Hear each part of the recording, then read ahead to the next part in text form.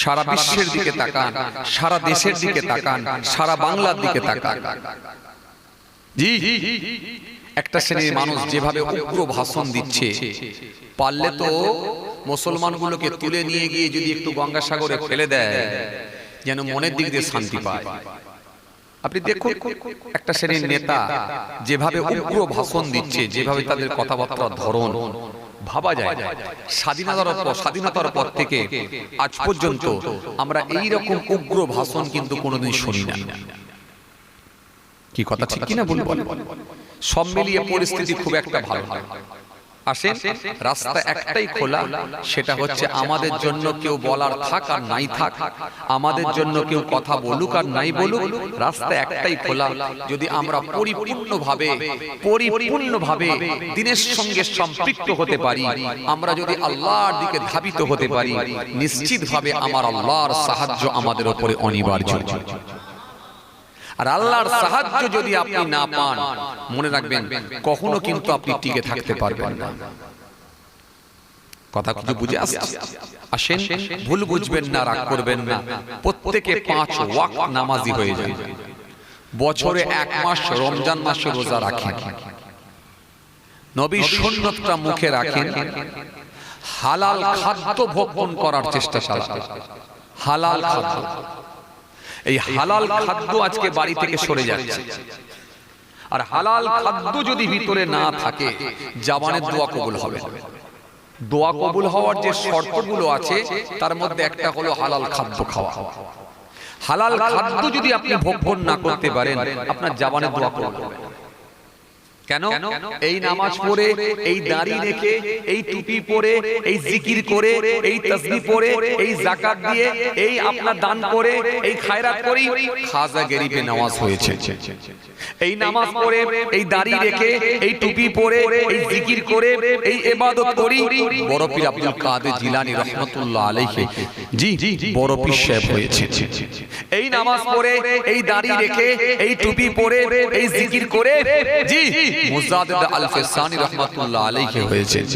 এই নামাজ পড়ে, এই জিকির করে, এই টুপি পরে, এই তাসবিহ পরে, এই যাকাত দিয়ে, এই ইবাদত করি, ফুরফুরা শরীফ পীর আবু বকর সিদ্দিক রাহমাতুল্লাহ আলাইহি দাদা হুজুর হয়েছে। অস্বীকারের জায়গা আছে? পৃথিবীর জমিনে যত আউলিয়া কিরামদের আগমন ঘটেছিল, সব তেনারা কিন্তু এই ইবাদত করে করি আল্লাহর ওলি হয়ে গেছে। আর আজকে 22 বছর এমনও চাচা আছে 22 বছর দাঁড়িয়ে রেখেছে, জবানের দোয়া কবুল হয় না। 26 বছর রোজা রাখছে, জবানের দোয়া কবুল হয় না। 30 বছর নামাজ পড়ছে, জবানের দোয়া কবুল হয় না।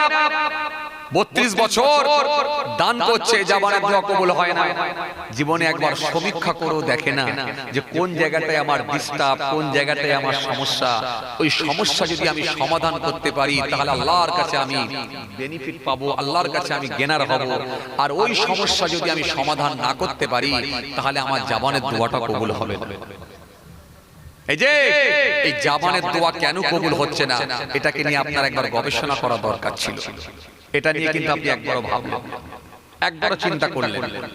আপনি মনে মনে ভাবছেন আমার মুখে দাড়ি আছে, মাথায় টুপি আছে, আমি নামাজ পড়ছি মানে জান্নাত ধরে রেখেছে।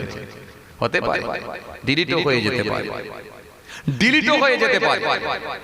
কারণ আমরা কেউ গ্যারান্টি দিতে পারবো না, আমরা কোনো কেউ একেবারে গ্যারান্টি দিয়ে বলতে পারবো না, আমরা 100% গ্যারান্টি দিতে পারবো না যে আমার যা নামাজ, আমার যা তেলাওয়াত, আমার যা জিকির, আল্লাহর জান্নাত পেয়ে যাব। এই জান্নাতে যাবার গ্যারান্টি কারোর কাছে না। একমাত্র আল্লাহর দয়া ছাড়া জান্নাত পাওয়ার কোনো সম্ভাবনা না। তবে চেষ্টা করতে হবে আপনাকে অন্যায় মুক্ত জীবন তৈরি করা। অন্যায় মুক্ত, পাপ মুক্ত, হারাম মুক্ত জীবন না তৈরি করতে পারলে আপনার জবানের দোয়া কিন্তু কবুল হওয়াটা কিন্তু কঠিন হয়ে যাবে। এই জন্য আজকের দিনে দেখেন জবানের দোয়া মানুষের কবুল হচ্ছে না, হচ্ছে না। হে তরুণী নওজওয়ান যুবকেরা, ইয়া মে মুরব্বিরা, বাবারা শুনে রেখে দিয়ে, কেন না এই নামাজ পড়ে, এই জিকির করে, এই তাসবিহ পড়ে যারা এক একজন আল্লাহর ওলি হয়ে গিয়েছিলেন তাদের প্রত্যেকের জামানের দোয়া আল্লাহর দরবারে কবুল হয়ে গিয়েছিল। আরো জোরে বলেন, এই জন্য আমার আল্লাহ কোরআনে কারীমের মধ্যে জানিয়ে দিলেন, ইয়া আইয়ুহাল্লাযীনা আমানুত্তাকুল্লাহ ওয়া কুনু মা'আস সাদিকিন। হে ঈমানদারেরা, তোমরা আমি আল্লাহকে ভয় করো আর